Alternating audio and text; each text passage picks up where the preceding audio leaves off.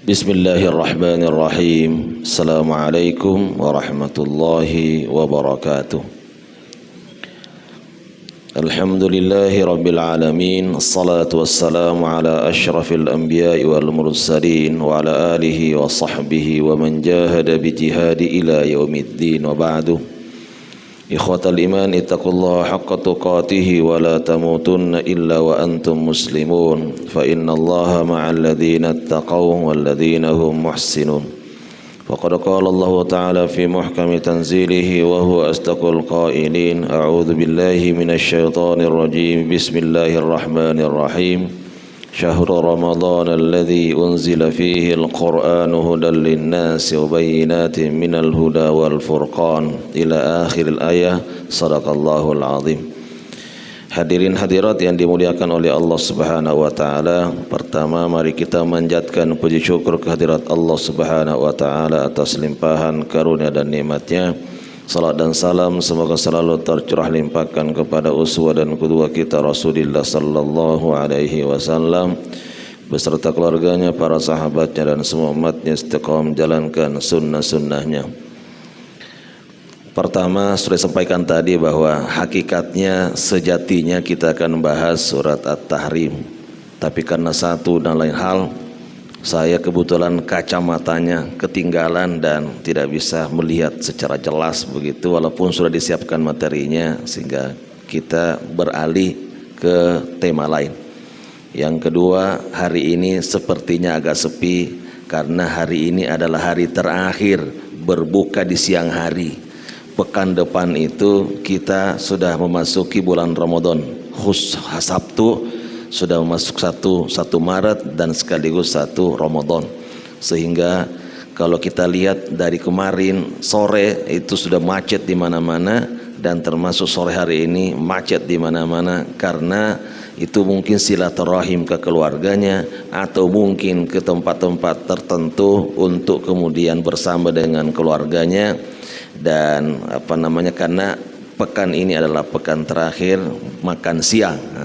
Pekan depan sudah tidak boleh makan siang bagi orang yang berpuasa. Hadirin hadirat yang dimuliakan oleh Allah Subhanahu wa taala, pembahasan Ramadan itu terungkap dan disebutkan oleh Allah dalam surat Al-Baqarah ayat 183 sampai 187. Ada beberapa ayat yang membahas terkait dengan Ramadan. Dan tentu puasa ini, karena bulan Ramadan adalah bulan puasa, punya keistimewaan tersendiri. Jadi puasa ini punya kekhasan tersendiri. Mengapa disebut punya keistimewaan? Karena ibadah, ingat ya, ibadah yang disandarkan kepada Allah itu punya keistimewaan. Sebagaimana juga kalau ada benda yang disandarkan kepada Allah, berarti benda itu memiliki keistimewaan. Nah, mana dalil yang menyebutkan bahwa puasa ini disandarkan kepada Allah? Dalam hadis diskusi disebutkan bahwa as-siyamu li wa ana ajazibi, puasa untukku. Nah, jadi puasa untukku dan aku yang akan membalasnya. Sehingga puasa memiliki keistimewaan. Adapun benda yang disandarkan namanya kepada Allah adalah baiti, rumahku, wa tahhir baiti lit-taifina wal 'akifina waruk'is sujud. Bersihkan rumahku. Yang dimaksudkan rumahku di sini adalah Ka'bah. Karena disandarkan benda ini kepada Allah Subhanahu wa taala, maka Ka'bah pun memiliki keistimewaan yang hebat, yang lebih dibanding dengan benda-benda yang lain atau tempat-tempat yang lain. Karena itulah sebabnya kiblat kita adalah Ka'bah itu sendiri. Jadi puasa sekali lagi memiliki keistimewaan karena ibadah ini disandarkan kepada Allah Subhanahu wa taala. Maka kita harus mempersiapkan diri sebaik mungkin agar kita bisa menjalankan ibadah, baik itu ibadah puasa dan ibadah-ibadah lainnya dengan maksimal. Bukan sehari dua hari ya. Ibadah Ramadan itu program dari Allah, dan 30 hari atau 29 hari. Ada kadanya semangat hanya di 10 hari pertama, 10 hari terakhir sudah loyo, lemas dia tidak lagi fokus beribadah. Padahal programnya program 30 hari. 30 hari. Maaf ya, kalau ibu-ibu program apa namanya? Hamil itu program dari Allah adalah 9 bulan 10 hari. Kalau dia lahir di umur 7 bulan namanya prematur, harus disesar atau harus apa begitu, tentu ada kekurangan. Demikian juga orang yang berpuasa. Jadi kalau hanya 10 hari pertama aktif, lalu setelah itu kemudian apa namanya tidak fokus lagi, maka tidak sempurna. Seperti juga janin yang ada dalam kandungan, kalau seandainya kemudian hanya 7 bulan atau 8 bulan, pasti sana ada kekurangan. Walaupun tentu bisa hidup, alhamdulillah, tetapi yang paling sempurna adalah 9 bulan 10 hari. Untuk itu mari kita mengkaji ayat ini. Tapi saya ingin ayat ini tidak pendekatannya fikih ya, karena fikih sudah banyak yang bahas. Ada fikih puasa, ada fikih Ramadan. Saya pendekatan tafsirnya adalah pendekatan kasih sayang Allah, melihatnya dengan pendekatan hati. Untuk itu mari kita lihat dan bahas terkait dengan ayat ini. Disebutkan dalam ini tafsir tazkiyah, kasih sayang Allah di balik perintah berpuasa. Kasih sayang Allah di balik perintah berpuasa. Tadi bacakan ayatnya bahwa Allah menginginkan kemudahan, bukan kesulitan. Jadi kalau kita ingin beribadah dan fokus beribadah di bulan Ramadan, maka pandanglah, lihatlah bulan Ramadan dengan pendekatan hati, bukan pendekatan instruksi, bukan pendekatan beban. Ya Allah, puasa 30 hari lama banget begitu. Ya Allah nggak makan siang lagi. Bagaimana orang yang suka hobinya makan siang bersama, sekarang tidak bisa makan bersama lagi. Bagaimana dengan hobinya kemudian ngerujak di siang hari, sekarang nggak bisa lagi ngerujak di siang hari karena harus puasa. Kalau pendekatannya pendekatan beban, seperti itu kondisinya. Tapi kalau kita mendekati dengan pendekatan hati, maka insya Allah itu akan mendorong kita untuk melaksanakan puasa dengan sebaik-baiknya. Ada 9 poin. 1. Allah berfirman, ya ayyuhalladzina amanu kutiba alaikumus siyamu kama kutiba alal ladzina min qablikum la'allakum tattaqun. Maka poin pertama adalah Allah memanggil dengan panggilan terbaik. Jadi panggilan Allah kepada orang yang akan berpuasa itu bukan panggilan biasa, tetapi panggilan paling terhormat, paling tinggi nilainya, paling hebat dalam penyebutannya. Wahai hambaku yang beriman. Di dalam Al-Quran itu Allah manggil manusia dengan beberapa jenis panggilan. Ada kalanya dipanggil ya ayyuhal insan, ada kalanya dipanggil ya ayyuhan nas, ada kalanya dipanggil ya bani Adam. Tapi panggilan yang paling baik dan paling terhormat adalah ya ayyuhalladzina amanu. Yang paling jelek apa coba? Kul ya ayyuhal kafirun. Nah, itu paling jelek. Nah, jadi ya ayyuhalladzina kafaru. Kita ini Allah panggil, sini wahai hambaku yang beriman. Ayo sini. Nah, mungkin kalau diibaratkan seperti anak kecil. Kalau kita panggil mau suruh dia, anakku yang cantik, anakku yang ganteng, anakku yang pintar, anakku yang soleh, anakku yang pengertian, anakku yang sangat baik, biasanya anak itu akan tertarik. Tapi kalau panggilannya panggilan jelek, wah itu biasanya nggak bakal bisa, kemudian tidak mau disuruh. Jadi panggilannya panggilan terbaik. Alhamdulillah saya dipanggil, wahai orang-orang beriman. Yang memanggil kita adalah Allah.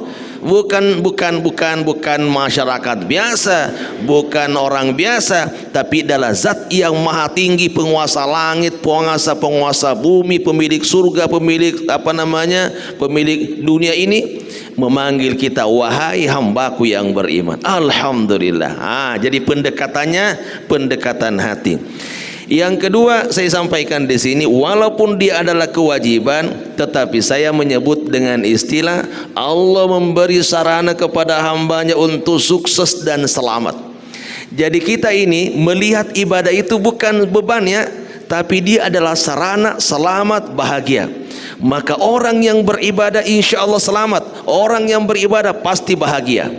Jadi ibadah itu walaupun kelihatannya perintah dan beban, tetapi di balik itu ada kebahagiaan, ada keselamatan. Makanya saya sering sebut, walaupun orang Indonesia itu penghasilannya ya rata-rata 3 juta, 4 juta, 5 juta per bulannya, tetapi alhamdulillah setiap kali ketemu senyum, setiap kali kemudian ketemu pasti menyapa, setiap kali ketemu pasti kemudian saling menghormati. Bandingkan dengan orang Singapura, orang Eropa, itu serius terus dia, susah senyumnya dia. Ketemu waduh cuek dia, nggak ada senyum-senyuman. Kenapa? Karena ibadahnya tidak mantap. Orang Indonesia alhamdulillah ibadahnya jalan terus, hatinya kemudian bahagia. Maka itu kemudian menjadi tanda orang itu adalah orang yang suka beribadah dan ibadahnya diterima di sisi Allah. Jadi semua ibadah ini adalah sarana selamat dan sarana untuk bahagia. Sarana untuk bahagia dan sarana untuk selamat. Maka laksanakan banyak jenis ibadah, maka di sana ada keselamatan, ada kebahagiaan. Supaya lebih paham, contohnya begini. Kita dulu waktu sekolah kan SD 6 tahun, mungkin harus pengorbanan waktu ada, kemudian biaya, kemudian juga luar biasa beratnya begitu. Sekolah. Ketika selesai sekolah, kita hanya dikasih 1 lembar ijazah. Padahal kita sudah bayu waktu tika dari pagi sampai sore di sana, cuma selembar doang ijazah. Begitu masuk SMP sama, dibayarnya cuma ijazah 1 lembar, 1 kertas doang. Kemudian setelah itu SMA, lagi-lagi 1 ijazah. Kuliah mahal-mahal. Begitu keluar, bukannya diganti uang kuliahnya, tetapi dikasih doang 1 lembar ijazah. Tetapi itu adalah sarana untuk sukses. Mengapa? Sebab setiap kali akan melamar pekerjaan, yang ditanyakan apa?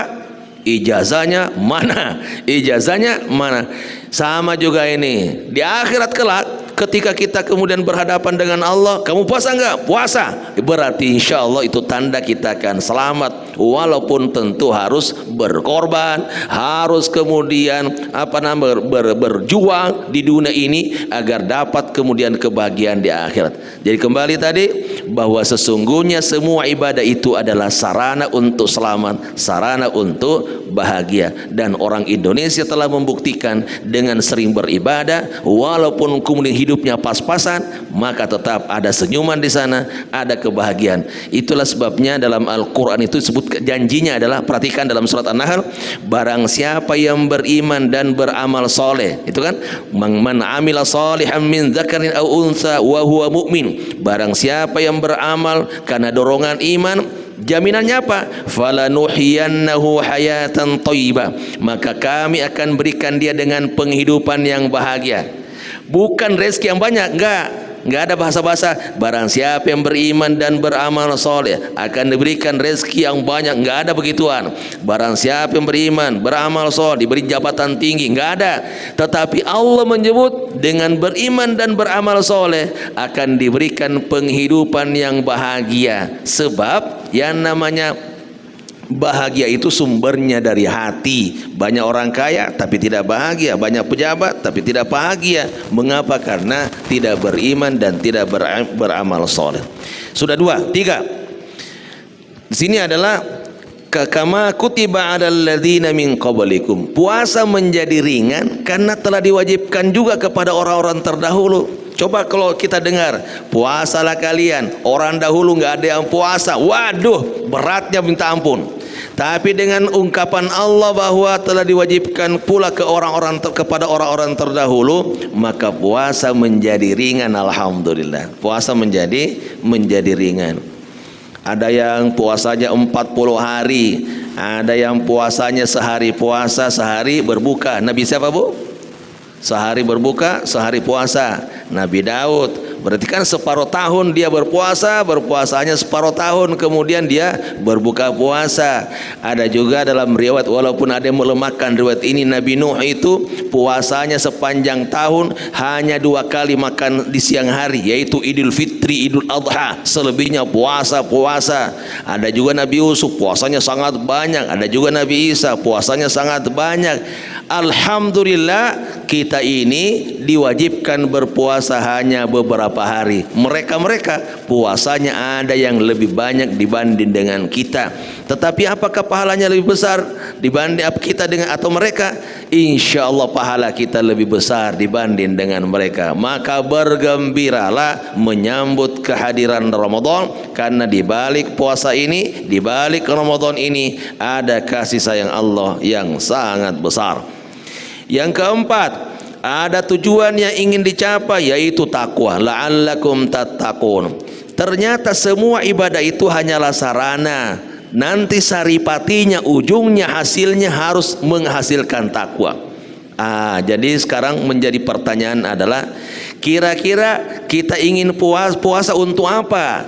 Kalau jawabannya untuk takwa, maka ikuti program Allah selama 30 hari. Ya, kalau tidak, nggak akan berhasil menggapai takwa ini, karena programnya 30 hari, nggak boleh di-korting, nggak boleh di-korting.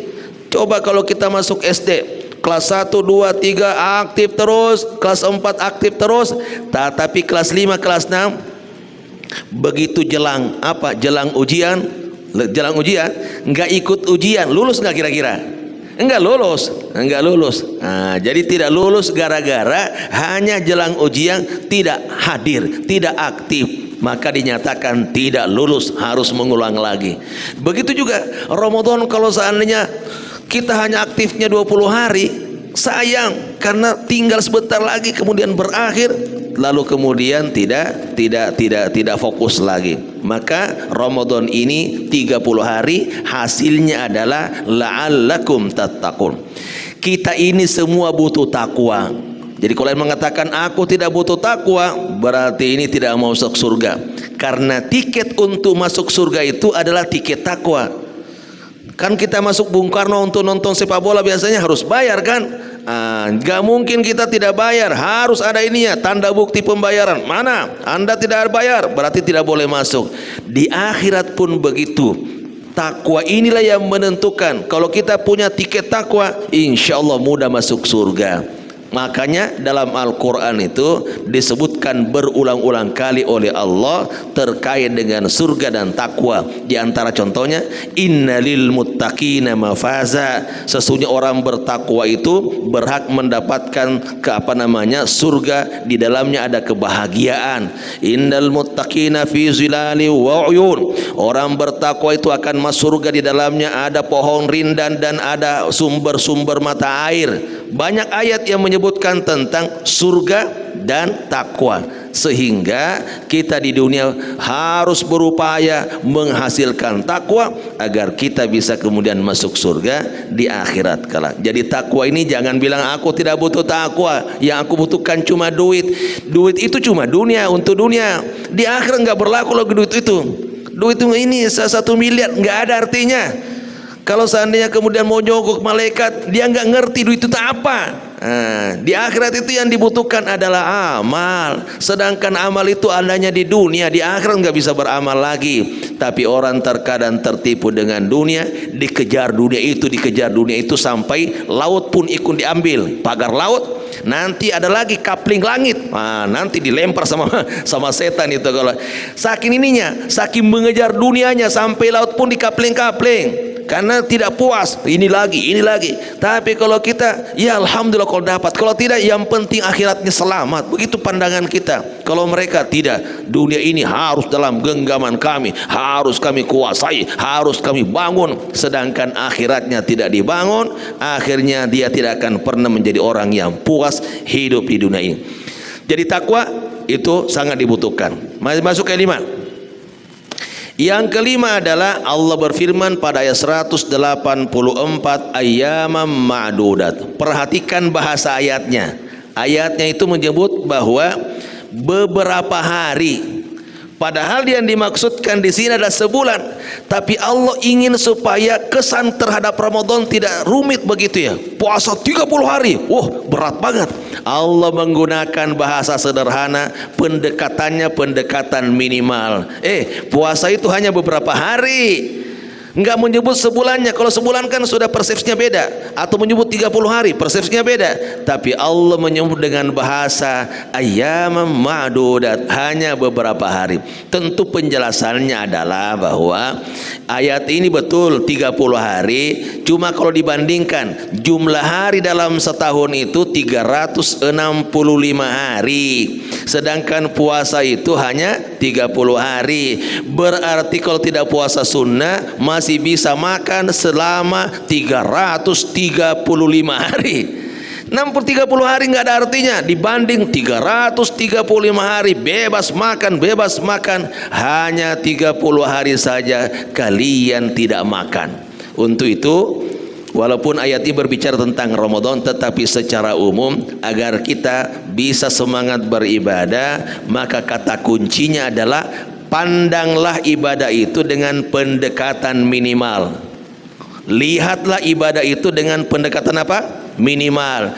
Berapa hari puasa dalam sebuah puasa Ramadan? Hanya 30 hari. Berapa jumlah juz Al-Quran? Hanya 30 juz. Tapi kalau bahasa kita, berapa jumlah juz? 30 juz.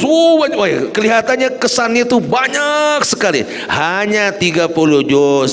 Berapa kali kita sholat dalam sehari semalam? Hanya 5 kali. Berapa zakat yang harus keluarkan bagi orang yang penghasilannya besar? Hanya 2,5%. Begitu. Jadi kalau kita memandang ibadah itu dengan pendekatan minimal, akan mendorong kita untuk semangat beribadah. Tapi kalau pendekatan maksimal tadi akan membuat kita lemas untuk beribadah, karena melihatnya banyak terus. Sebaliknya, kalau nikmat pendekatannya pendekatan maksimal. Berapa gaji Anda? Alhamdulillah 5 juta. Walaupun di mata orang lain itu kecil, tapi kita merasa alhamdulillah 5 juta. Sehingga kita akan merasa puas dengan pemberian Allah Subhanahu wa taala. Kalau sekarang terbalik ya. Kalau nikmat pendekatannya minimal terus, ya Allah kenapa gaji saya cuma 5 juta. Tapi kalau ibadah, ya mending saya puasa dia enggak. Mending saya mah orangnya soleh, dia mah enggak soleh. Jadi pendekatannya pendekatan maksimal kalau ibadah, pendekatannya pendekatan minimal kalau nikmat, maka tidak akan meningkat ibadahnya dan tidak akan bersyukur atas nikmat yang Allah berikan kepadanya. Itu sudah berapa? Sudah 5. Pendekatannya pendekatan minimal. Ayyamam ma'dudat, hanya beberapa hari. Yang keenam, bahasanya adalah diwajibkan kepada orang mukim dan sehat saja. Faman kana minkum maridun aw ala safarin fa iddatun min ayyamin ukhra. Barang siapa yang dalam keadaan sakit atau dalam keadaan musafir, maka boleh tidak berpuasa walau harus diganti pada hari-hari di luar bulan Ramadan. Jadi Allah tidak memaksa kita bahwa ketika sakit puasa, nggak boleh kalau tidak puasa. Dalam keadaan musafir ada kesulitan sana, puasa. Kalau enggak, Anda tidak dianggap sebagai orang beriman. Tidak. Allah ingin meringankan kita. Allah ingin supaya menjalankan ibadah puasa ini dengan ringan, sehingga puasa hanya diwajibkan kepada orang mukim. Mukim itu artinya orang yang berada di tempat. Yang kedua adalah orang yang sehat. Jadi kalau kita ada sakit jantung, atau ada sakit mah, atau ada sakit lambung, atau sakit-sakit lain yang menurut dokter Anda tidak boleh berpuasa, maka boleh kita berbuka puasa. Bagaimana kalau seandainya hari lain juga masih sakit? Kalau seandainya tetap sakit menahun, ada keringanan dari Allah, hanya bayar fidyah. Orang tua yang sudah tidak bisa puasa lagi, sudah sepuh, kapan akan ganti puasanya? Kan nggak ada hari lagi, semakin tua, maka boleh mengganti dengan fidyah saja. Jadi luar biasa. Cuma harus fikihnya ya, ingat ini ya. Kalau fikihnya itu, kalau seandainya orang sakit di bulan Ramadan, nanti kemudian meninggal sebelum Lebaran, maka dia hanya dibayarkan fidyah. Keluarganya harus membayar fidyah kepada fakir miskin sehari sekali, setiap puasa yang dia tinggalkan. Cuma kalau seandainya keluarga kita sakit, kemudian setelah Ramadan masih sembuh 3 bulan, 4 bulan, 5 bulan, tetapi belum sempat ganti puasanya dan sakit kembali, sakit lagi dan membawa kepada kematian, beda fikihnya. Fikihnya adalah keluarganya harus mengganti puasa sebanyak yang ditinggalkan oleh ahli warisnya, oleh pewaris tadi, oleh keluarganya. Karena ada kesempatan untuk berpuasa tapi tidak sempat, maka tentu di sana ada ada pembebanannya. Yang harus mengganti puasanya itu adalah semua ahli warisnya, dilakukan secara bergiliran. Tapi kalau seandainya Ramadan sakit, jelang Lebaran dia meninggal dunia, berarti dia harus hanya membayar fidyah saja.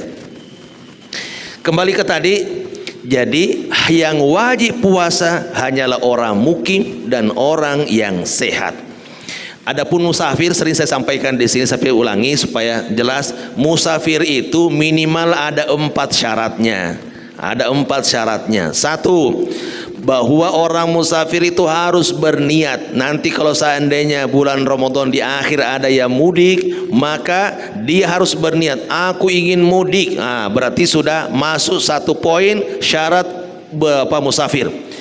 Yang kedua syaratnya adalah minimal jarak tempuhnya. Jarak ya, bukan waktu tempuh. Jarak tempuh 83 km. Jarak tempuh, waktu tempuh nggak dihitung. Saya ke Sulawesi itu hanya 2 jam naik pesawat, tapi karena jaraknya sudah sekian ribu kilometer, maka sudah boleh berbuka puasa. Boleh ya, bukan harus berbuka puasa, boleh membatalkan sekiranya ada kesulitan di sana. Yang ketiga, syarat disebut musafir itu harus keluar kota. Syarat pertama tadi niat. Yang kedua jaraknya 83 km. Yang ketiga harus keluar kota. Keluar kota. Tujuannya apa? Supaya jangan sampai orang muter-muter Bekasi, Tambun Utara, Tambun Selatan. Oh, sudah 83 ini. Sudah boleh buka ini. Enggak begitu. Harus keluar kota. Jangan diakal-akali. Ya, hanya muter-muter di sini supaya dapat 83. Maka para ulama menjelaskan syarat musafir harus keluar kota. Yang keempat terakhir adalah tujuan safarnya itu untuk kebaikan. Kalau seandainya mau kemana? Cirebon, silaturahim. Wah, itu berarti bagus. Mau kemana? Mau ke Bali. Untuk apa? Ketemu pacar. Enggak. Itu bukan musafir namanya, tapi untuk bermaksiat. Maka kalau seperti itu niatnya, maka tidak dikategorikan sebagai orang yang musafir. Tujuannya harus untuk kebaikan, bukan untuk kemaksiatan. Kalau 4 ini terpenuhi, maka dikategorikan sebagai orang yang musafir. Adapun sakit, tentu saya sebutkan tadi harus ada rekomendasi dari dokter bahwa bila berpuasa membahayakan kesehatan tubuhnya, maka pada saat itulah boleh kemudian tidak berpuasa. Sudah ke-6. Yang ke-7, perhatikan ayat 185. Syahrul Ramadan alladzi unzila fihi al-Qur'anu hudal lin-nasi wa bayyinatin minal huda wal furqan. Tafsir pendekatan hati bahwa di balik ini ada kasih Allah. Perhatikan di sini bahwa berpuasa itu dilakukan pada bulan yang sangat mulia. Jadi Allah memilihkan bulan terbaik, bukan bulan biasa, bukan bulan Rajab, bukan bulan Sya'ban, bukan bulan Syawal, tapi dia disiapkan oleh Allah pada bulan yang sangat mulia. Dan ternyata bulan Ramadan itu adalah bulan yang paling mulia dibanding dengan bulan-bulan yang lain. Apa alasannya coba? Kenapa bulan Ramadan disebut bulan sebagai bulan yang paling mulia? Ini diantaranya satu adalah bahwa bulan Ramadan pertama kali Al-Quran diturunkan.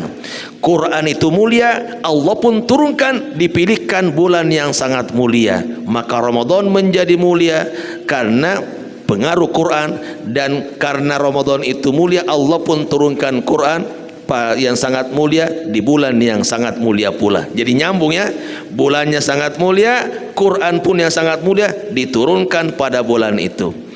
Alasan kedua mengapa kemudian Ramadan dikategorikan sebagai bulan yang paling bagus, yang paling hebat, paling istimewa, karena bulan Ramadan adalah satu-satunya bulan yang disebutkan dalam Al-Quran. Jadi satu-satunya bulan yang disebutkan dalam Al-Quran itu hanyalah bulan Ramadan, Syahrul Ramadan. Allah tidak pernah menyebut kata Rajab, tidak menyebut Syawal, tidak menyebut Zulhijjah. Hanya disebutkan 12 bulan dalam setahun. Nama-nama bulan itu Allah tidak sebutkan, kecuali disebutkan bulan Ramadan, Syahrul Ramadan, bulan Ramadan. Maka ini menunjukkan bulan Ramadan memiliki keistimewaan dibanding dengan bulan-bulan yang lain. Disinilah Allah wajibkan kita berpuasa. Yang berikutnya, yang ke-8, wa idza sa'alaka, jadi ayat 186, apabila hambaku bertanya kepadamu tentang aku. Ini kan pembahasan doa, tidak ada kaitan dengan Ramadan kan, kalau kita lihat secara sepintas begitu. Kenapa Allah memasukkan pembahasan doa dalam pembahasan Ramadan? Inilah rahasianya, bahwa ternyata di bulan Ramadan bukti kasih sayang Allah kepada kita. Allah akan kabulkan doa-doa kita semua, mau malam hari, mau siang hari, mau sore hari, mau kapan saja berdoa, Allah akan kabulkan selama memenuhi syarat, terutama jelang buka puasa. Maka berdoalah di sana, berdoa dengan doa yang khusyuk, Allah akan kemudian dengarkan doa-doa kita. Jangan setiap hari kita lewatkan tanpa berdoa kepada Allah Subhanahu wa taala. Selain itu, perhatikan di sini. Kalau Allah berbicara tentang doa, Allah menggunakan kata saya. Tapi kalau Allah berbicara tentang kekuasaan, Allah menggunakan kata kami. Nah, apa bedanya gitu ya? Kok ini ada aku, ada kami. Jadi sini kan disebutkan, apabila hambaku bertanya kepadamu tentang aku, katakan aku dekat. Dalam ayat yang lain, wa qul ud'uni astajib lakum, berdoalah kepadaku, aku akan kabulkan doa kalian. Allah menggunakan kata saya ketika berbicara tentang doa. Artinya bahwa doa itu tidak ada malaikat yang mengantar, langsung dari hamba kepada Allah. Tapi kalau berkaitan dengan kekuasaan, mengapa Allah menggunakan kata kami?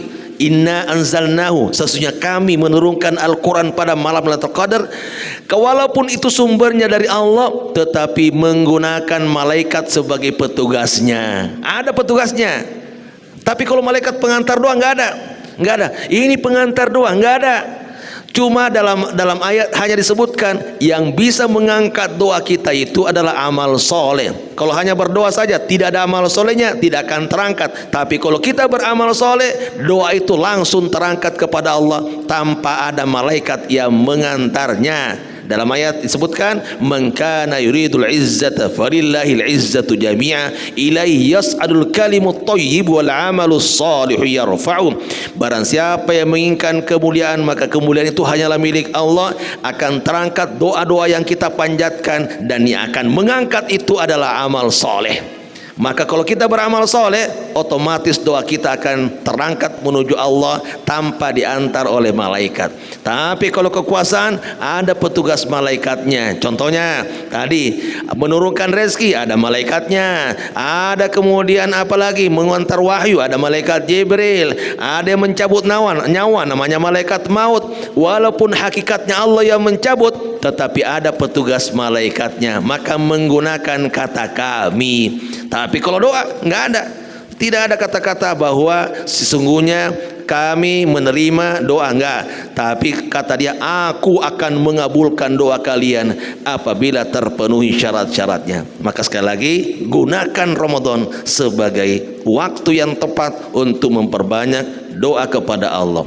Terakhir ini dia ayat 187, uhillalakum lailatas siyamir rafathu ila nisaikum. Dihalalkan kepadamu untuk melakukan hubungan suami istri di malam-malam bulan Ramadan. Maksudnya apa? Ini dia kesimpulannya, bahwa ternyata berpuasa itu hanya di siang hari. Malam hari yang tadinya semuanya haram kita lakukan dan membatalkan puasa. Malam hari boleh makan, malam hari boleh hubungan suami istri, malam hari boleh minum, malam hari boleh istirahat, boleh, semuanya boleh. Jadi berpuasa itu hanya siang hari. Dan dulu, ini supaya kita tahu, ini dulu sebelum turun ayat 187, puasa itu lebih berat. Mengapa berat? Karena kalau seandainya sudah lewat isya atau sudah tertidur, itu sudah mulai berpuasa lagi. Jadi waktu bukanya itu hanya dari jam 6 sampai jam 8, 2 jam saja. Setelah jam 8 ke atas atau sudah tidur walaupun baru selesai maghrib, maka sudah wajib berpuasa kembali. Luar biasa beratnya. Maka ada 2 kasus yang terjadi pada sahabat. Kasus pertama adalah seorang sahabat yang pulang dari berjamaah di masjid, pulang ke rumahnya melihat istrinya, tiba-tiba ingin melampiaskan syahwatnya, tapi istri sudah tidur. Berarti kan sudah puasa dia. Dibangunin, bangun, saya ini mau hubungan suami istri ini. Kata istrinya, maaf saya sudah puasa, saya sudah tertidur. Kata suaminya, enggak, kamu pura-pura doang tidur. Enggak, sini bangun. Akhirnya bangun dan terjadilah hubungan suami istri. Allah pun sebutkan dalam ayat ini, alimallahu annakum kuntum takhtanun anfusakum. Allah tahu kamu itu sebenarnya tahu istri kamu sudah tidur, cuma ya pura-pura doang, mengkhianati hati. Tahu bahwa dia tidur, cuma kamu karena ingin melepaskan syahwat, kamu tidak tahan lagi, akhirnya kamu mengatakan enggak, kamu pura-pura tidur, padahal tahu dia sudah tidur sebenarnya. Itu kasus pertama. Kasus kedua adalah ada seorang sahabat yang kerjanya itu kerja berat, ya mungkin buruh. Kemudian di pagi hari kerja, akhirnya sore hari pulang ke rumahnya untuk kemudian berbuka puasa. Ternyata di rumahnya itu tidak ada makanan. Kata istrinya, maaf ya suamiku, nggak ada makanan untuk berbuka ini. Sebentar lagi tolong ya, tunggu saya akan carikan makanan jajan begitu. Begitu berangkat istrinya, karena suaminya kelelahan, setelah salat maghrib dia tertidur. Kalau tertidur harus puasa lagi. Istrinya datang, ya Allah, suami saya sudah tertidur. Maka dia sudah mulai puasa lagi. Keesokan harinya tetap kerja, siang hari pingsan dia. Orang sudah menggigil begitu, sudah berat kerjanya, masih tetap puasa juga. Atas kasus ini dilaporkan kepada Rasulullah. Karena kejadian ini dilaporkan kepada Rasulullah, turunlah ayat 187 menjadi jawaban dari Allah bahwa sesungguhnya puasa itu hanya dari terbit fajar shadiq, waktu subuh telah tiba, dan yang sampai maghrib. Itu apa? Waktu puasa itu saja. Siang hari baru berpuasa, tapi malam hari semua yang dilarang di siang hari boleh dilakukan. Untuk itu ya udah, alhamdulillah ya ada kasih sayang Allah di sana, memeringankan yang tadinya sesuatu yang berat. Maka bersyukur, alhamdulillah. Coba bayangkan kalau kita masih seperti dulu, hanya 2 jam berbuka puasa, itu luar biasa. Berarti harus berpuasa 22 jam, beratnya minta ampun. Walaupun di beberapa negara Eropa itu juga puasanya panjang. Kalau saatnya siangnya lebih panjang daripada malamnya, itu puasanya bisa 20 jam. Kita di sini alhamdulillah hanya rata-rata 13 sampai 14 jam. 13 sampai 14 jam. Di bawah tidur juga selesai itu barang. Udah bisa terus. Wah, sudah alhamdulillah. Yang menjadi pertanyaan, kalau begitu kenapa tidak puasa malam hari saja? Kita makan maghrib sebagai sahur lah kalau sekarang ya, kemudian sholat isya, tidur, subuh buka lagi. Itu mah nggak ada perjuangannya, itu mah keenakan. Mau masuk surga nggak ada perjuangannya. Jadi memang puasa itu disyariatkan di siang hari supaya ada bebannya, ada ada perjuangannya, ada pengorbanannya, sehingga nanti di akhirat pun insya Allah akan ada balasan terbaik untuk kita. Inilah 9 poin kasih sayang Allah di balik perintah berpuasa. Saya ulangi, 1 adalah Allah memanggil kita dengan panggilan terbaik. Ya ayyuhalladzina amanu Yang kedua, Allah menyiapkan sarana untuk sukses dan bahagia. Walaupun kelihatannya kewajiban, tetapi semua ibadah itu adalah mengarahkan kita untuk sukses dan bahagia. Bahagia itu sumbernya dari hati. Dengan menjalankan ibadah, insya Allah hati pasti bahagia. Yang ketiga, bahwa puasa telah diwajibkan kepada orang terdahulu agar menjadi ringan bagi kita. Alhamdulillah, bukan kita saja yang diperintah berpuasa, tapi orang terdahulu juga telah melaksanakan puasa atas perintah Allah. Yang keempat, ada tujuannya, la'allakum tattaqun, agar kita menjadi pribadi yang bertakwa. Bahwa kita semua butuh takwa. Kenapa? Agar kita bisa bahagia dunia dan di akhirat ada tiket untuk masuk surga. Karena untuk masuk surga itu tiketnya adalah tiket takwa. Tanpa takwa orang itu tidak atau susah dan berat untuk masuk surga. Yang kelima, Allah menggunakan bahasa dengan pendekatan ayyaman ma'dudat, hanya beberapa hari, sehingga ibadah harus didekati dengan pendekatan minimal, jangan maksimal, sehingga itu akan menjadi lebih ringan lagi karena dia hanya beberapa hari. Yang keenam, bahwa puasa hanya diwajibkan kepada orang sehat dan orang mukim. Orang yang sakit, orang musafir tidak wajib puasa, boleh berbuka, boleh membatalkan puasanya, hanya saja harus diganti pada hari lain di luar bulan Ramadan. Berpuasa lebih baik ya, jangan dipang. Oh, kalau begitu musafir sudah boleh, tetapi lebih baik berpuasa karena keberkahan Ramadan itu insya Allah kita bisa dapatkan, dan di luar Ramadan tentu tidak sama keberkahannya dibanding dengan bulan Ramadan. Yang berikutnya adalah puasa diwajibkan pada bulan yang sangat mulia. Allah memilihkan buat berpuasa pada bulan yang sangat mulia, bulan yang sangat istimewa. Yang kedelapan, bahwa di dalam bulan Ramadan ada pengabulan doa. Insya Allah Allah akan mendengarkan doa-doa yang kita panjatkan. Dan terakhir, berpuasa hanya di siang hari. Malam hari kembali boleh makan, boleh minum, dan melakukan yang boleh untuk kita lakukan, seperti bercampur dengan istri. Berikutnya, paling terakhir ini, tafsir program Ramadan. Dalam ayat ini juga Allah menjelaskan terkait dengan program Ramadan itu apa saja. Masih kaitannya dengan ayat tadi 183 sampai 187. Apa program utama? Program utama di bulan Ramadan yang harus kita lakukan ada 6 poin. 1. Pertama adalah berpuasa dengan baik dan benar. Ya ayyuhalladzina amanu kutiba alaikumus siyam. Maka Ramadan program pertama dan utama adalah berpuasa dengan baik dan benar. Yang dimaksudkan dengan berpuasa dengan baik dan benar adalah menghindari 2 hal. Meninggalkan semua yang membatalkan puasa. Yang kedua, meninggalkan semua yang membatalkan pahala puasa. Nah itu ya. Jadi puasa yang baik dan benar adalah yang pertama, meninggalkan semua yang membatalkan puasa. Sudah paham semua ini ya? Makan, minum, hubungan suami istri, itu membatalkan puasa. Ya, membatalkan puasa dihindari. Dan insya Allah kita bisa. Kecuali waktu kita SD ya. Atau saya doang kali ya. Ngumpet-ngumpet minum supaya nggak ketahuan sama orang tua. Puasa nggak? Puasa, padahal tadi sudah minum, ngumpet-ngumpet. Kalau sekarang insya Allah nggak ada yang berani, nggak ada yang berani, karena ini puasa paling ikhlas, paling terasa pengawasan Allah. Maka tidak ada yang berani untuk makan dan minum di siang hari ketika dia memang berniat dari awal untuk berpuasa. Yang kedua, yang paling berat adalah meninggalkan semua yang membatalkan pahala puasa. Apa saja? Ngomongin orang.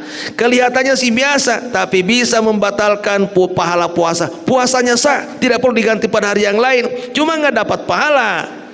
Kata Rasulullah dalam sebuah hadisnya, "Man lam yada' qawla az-zuri wal 'amala bi, falaysa lillahi hajatun fi ay yada'a ta'amahu wa syarabah." Barang siapa yang tidak meninggalkan kata sia-sia, perbuatan sia-sia, Allah tidak berkenan membalas mereka yang telah meninggalkan makan dan minum di siang hari. Artinya pahalanya nggak dapat, walaupun dia menyatakan diri sebagai orang yang berpuasa, tidak dapat pahala dari Allah Subhanahu wa taala. Saya sarankan kepada pengurus RT ya, Kalau seandainya bisa, semua pos-pos ronda itu diganti. Tadinya kan biasanya papan catur tuh, diganti dengan Quran di situ. Jadi selama Ramadan singkirkan semua papan catur, diganti dengan Quran. Jadi ketika ada oh mana papan caturnya? Ya ada Quran. Mudah-mudahan dengan lihat Quran baca Quran. Jadi itu program yang harus kita lakukan supaya Ramadan kita benar-benar berjalan efektif dan berjalan dengan baik. Itu kata kuncinya, bahwa berpuasa yang baik dan benar adalah meninggalkan semua yang membatalkan puasa dan meninggalkan semua yang membatalkan pahala puasa. Mungkin ada yang pernah bertanya ke saya, bagaimana hukumnya sekiranya suami kerja di luar kota, lalu dia datang ke rumah siang hari dan tidak mampu menahan syahwatnya, akhirnya kemudian memaksa istrinya, ayo istriku kita hubungan, saya sudah tiga bulan gak pernah ini jadwal. Kata istrinya, maaf saya puasa, tapi karena suaminya tetap mendesak, akhirnya terjadi hubungan suami istri di siang hari di bulan Ramadan. Maka status hukumnya adalah suami harus mengganti puasanya 2 bulan berturut-turut. Bila kemudian berpuasa 1, 2, 3 sampai hari ke-50 batal lagi, harus mengulang dari awal. Jadi nggak dianggap itu 50 hari, harus mengulang. Itu satu. Adapun status istri karena dia dipaksa hanya taat kepada suami, maka para ulama menyebutkan dia hanya mengganti 1 hari sebagai qadha karena batal puasanya. Suami 2 bulan berturut-turut, adapun istri 1 hari. Kecuali kalau istrinya mau juga baru, ayo saya juga dari sudah lama nih, udah berarti. Untuk itu kalau bisa suami yang kerja luar kota jangan pulang siang hari di bulan Ramadan, pulangnya malam aja, tiba di rumah. Yang kedua, saya harapkan supaya jangan sampai kemudian kalau jalan Ramadan baru menikah, 4 hari Ramadan menikah. Kalaupun terjadi pernikahan, maka pisah dulu siang hari, masing-masing di rumah orang tuanya. Jangan hidup di kontrakan, itu bahaya. Jadi berbahaya, nanti kebablasan, akhirnya harus membayar qadha. Berapa tadi? 2 bulan kafarat, bukan qadha, kafarat 2 bulan berturut-turut. Taib, kita lanjut. Program kedua adalah program kemudian infak dan sedekah. Maka setiap kali tidak berpuasa, kasih fakir miskin. Setiap kali tidak berpuasa, bayar fidyah. Tujuannya apa? Pesannya adalah supaya kita ini memperbanyak sedekah. Kan tidak, kok apa hubungannya puasa dengan fakir miskin? Kan nggak nyambung. Tapi pesannya adalah mari kita sering bersedekah. Sedekah itu banyak jenisnya. Ini poin besarnya saja. Bisa jadi menyiapkan buka puasa, bisa jadi memberi santunan, bisa jadi nyumbang ke pesantren, bisa jadi membangun masjid. Intinya keluarkan harta kita untuk orang lain, itu namanya sedekah. Beda ya, nafkah dengan sedekah. Nafkah itu kewajiban suami kepada istrinya atau keluarganya, disebut dengan nafkah, itu wajib. Tapi kalau sedekah itu adalah pemberian secara sukarela, tapi bukan keluarga kita saja, orang luar itu kemudian mendapatkan sedekah dari kita. Itu bedanya antara nafkah dengan sedekah. Nafkah wajib, sedangkan sedekah sifatnya, statusnya adalah sunnah, walaupun tentu sangat dianjurkan dan itu berkaitan juga dengan orang lain. Yang ketiga adalah disebutkan berinteraksi dengan Al-Quran. Syahrul Ramadan alladzi unzila fihil Quran. Karena Quran diturunkan di bulan Ramadan ini, maka Al-Quran itu lebih mudah masuk ke dalam hati. Kalau sekarang kan rasa-rasanya baca Quran gak faham-faham, baca Quran gak ada bekasnya, karena bisa jadi itu ada setan yang mengganggu kita, bisa jadi hati kita tidak bersih. Tapi kalau bulan Ramadan setannya dibelenggu, kemudian juga kita berpuasa di siang hari, kemudian kita juga dilipat gandakan pahalanya, dekat kepada kepada Allah, maka Quran lebih mudah masuk ke dalam hati. Maka perbanyaklah berinteraksi dengan Al-Quran di bulan Ramadan, terutama bacaannya, bacaan Qurannya diperbanyak, sekali khatam, 2 kali khatam, 3 kali khatam, itu insya Allah lebih baik dibanding hanya mungkin tidak sampai khatam Qurannya, tidak sampai kemudian tamat 1 kali, itu kurang bagus. Untuk itu berinteraksi. Imam Syafi'i sendiri itu 60 kali khatam selama bulan Ramadan. Makanya di Indonesia ada program namanya program penutupan pengajian sementara. Karena itu ikut Imam Syafi'i, jalan Ramadan semua kegiatan kajiannya ditutup semuanya. Tujuannya supaya dia fokus untuk beribadah di bulan Ramadan. Kalau kita sekarang terkadang ditutup tapi tidak beribadah maksimal juga bulan Ramadan, buat apa juga ditutup? Tujuannya Imam Syafi'i itu supaya nggak ada kegiatan di luar Ramadan untuk orang lain. Pokoknya dia ingin supaya kemudian lebih fokus untuk dirinya di bulan Ramadan beribadah kepada Allah Subhanahu wa taala. Yang keempat adalah banyak memperbanyak doa, zikir dan istighfar. Jadi doa, banyak berdoa, zikir, istighfar di bulan Ramadan. Saya mengharapkan supaya dari sekarangnya, supaya kita ini fokus nanti berdoa, disusun daftar doa yang akan diminta di bulan Ramadan. Sebab kalau seandainya nanti di Ramadan baru ingat-ingat tadi meminta apa ya, minta apa lagi ya, ya Allah minta apa lagi, akhirnya kan cuma satu doa yang diulang-ulang. Kalau bisa banyak variannya doa yang kita mintakan kepada Allah Subhanahu wa taala, maka disusun daftar doa. Minta anak soleh, minta cucu soleh soleha, minta supaya anak saya hafal Quran, minta supaya saya bisa umroh setelah Ramadan, minta supaya haji tahun 2030, minta apa lagi, bagus, disusun sehingga setiap hari beda-beda doanya. Mungkin kalau ada yang sangat kita inginkan berdoa sampai berulang, gak apa-apa. Cuma tadi harus disusun doa secara rapi, daftar doa harus disiapkan sehingga jelang buka puasa tinggal dilihat, jelang setelah mau tidur lihat lagi doanya, tinggal ya Allah kabulkan aku minta ini. Jadi jelas permintaannya dan jelas daftarnya. Itu ya, doa dan zikir, termasuk doa dan zikir istighfar kepada Allah Subhanahu. Sayang kan Allah sudah siapkan bulan Ramadan untuk kita banyak berdoa, ini malah tidak dimanfaatkan dengan sebaik-baiknya. Yang kelima adalah i'tikaf. Wala tubashiruhunna wa antum aakifuna fil masajid. Di sinilah kata kunci keberhasilan kita di Ramadan itu adalah kalau kita bisa beriktikaf. Ini babak finalnya, ini 10 hari terakhir. Makanya hikmahnya kenapa iktikaf ditempatkan di 10 terakhir, supaya Allah ingin tahu siapa sih hambaku yang serius ini. Kalau di awal Ramadan itu banyak pesertanya, tapi kalau di akhir Ramadan bisa jadi hanya orang-orang yang kuat berpuasa di hari awal sampai pertengahan yang berhak mendapatkan bonus bisa iktikaf. Jadi iktikaf ini adalah penentu. Kalau bahasa sekarang adalah babak finalnya.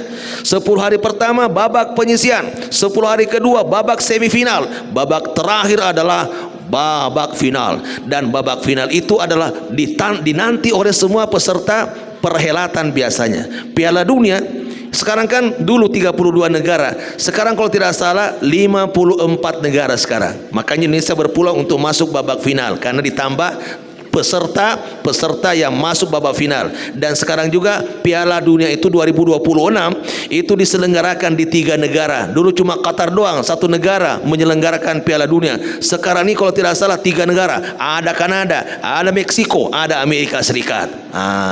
Indonesia kapan? Wallahu alam ya. Kira-kira begitu. Jadi semua peserta itu mengharapkan supaya masuk babak final.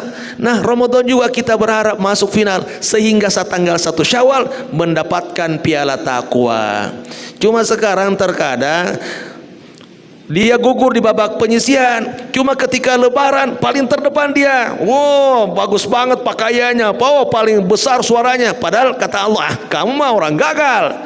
Kan malu kita kalau saja tidak masuk babak final, tidak juara, tiba-tiba terdepan. Inilah piala. Para kata Allah, kata penitiannya, kamu kan gugur di babak penyisihan, kok tiba-tiba muncul di situ sebagai orang terdepan? Kan malu kita kepada panitia. Demikian juga dalam hal berpuasa ini, berusahalah untuk menjadi pemenang sehingga insya Allah kita kemudian di hadapan Allah menjadi orang terhormat, orang yang dicintai dan diridhoi. Terakhir, walaupun ini kaitannya dengan hadis, tapi dipadukan oleh Rasulullah dengan amalan puasa. Apa itu? Qiyam Ramadan.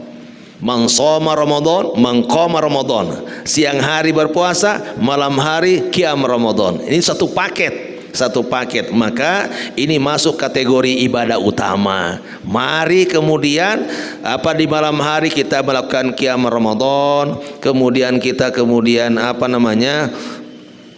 melaksanakan ibadah-ibadah sunnah tadi. Waktunya itu dari setelah Isya sampai jelang sahur nanti. Mau namanya qiyamul lail, mau kemudian tahajud, mau taraweh, itu hanya peristilahan. Tapi kalau kita kemudian sholat sunnat dari ini, insya Allah masuk dalam kategori qiyam Ramadan. Manfaatkan sebaik mungkin untuk kita melaksanakan ibadah sunnah ini di bulan Ramadan. Itu mungkin 6 program utama. 1, berpuasa dengan baik dan benar. Yang kedua, berupaya untuk selalu bersedekah. Yang ketiga, berinteraksi dengan Al-Quran. Yang keempat, memperbanyak doa dan zikir serta istighfar. Yang kelima, usahakan beriktikaf. Mungkin tidak bisa 10 hari, minimal malam-malam ganjil, atau kalau tidak bisa juga maksimalkan pada malam 25 dan malam 27, karena di situ berpeluang besar untuk turunnya Lailatul Qadar. Yang terakhir, usahakan walaupun tidak ikut mungkin karena kegiatan tertentu atau sip 2, tetap saja kita usahakan untuk salat tarawih atau qiyam Ramadan, sehingga semakin sempurnalah ibadah-ibadah kita di bulan Ramadan. Semoga Allah Subhanahu wa taala menjadikan kita semua sebagai orang yang berhasil meraih takwa dari sarana beribadah di bulan Ramadan insyaallah. Wabillahi taufiq wal hidayah. Assalamualaikum warahmatullahi wabarakatuh.